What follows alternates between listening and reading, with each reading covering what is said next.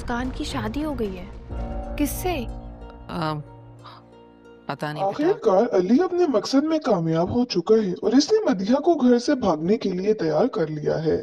मदीहा अली को कॉल करके बोलेगी कि वो लहजा, अंदाज, सब कुछ बिल्कुल नेचुरल लगने चाहिए। मैं तुमसे निकाह करने के लिए तैयार हूँ।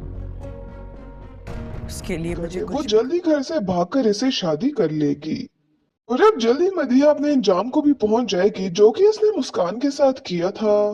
वहां पर सुम्बुल ने तो अलग मैं जानना भी नहीं चाहती और ना ही मैंने पूछा। तुम लोगों की एक्टिंग एकदम फर्स्ट क्लास होनी चाहिए। तो बस जैसा मैं कहूँ तो मैं वैसे ही ये करूँ। चालें शुरू की हुई है। इसे कुछ लोगों को भी हायर किया हुआ है जो कि मदीहा का रिश्ता लाए, जिसके बाद वो मदीहा को टॉर्चर कर सके, लेकिन इसी सब चक्कर में वो खुद ही बुरी तरह से फंस जाएगी।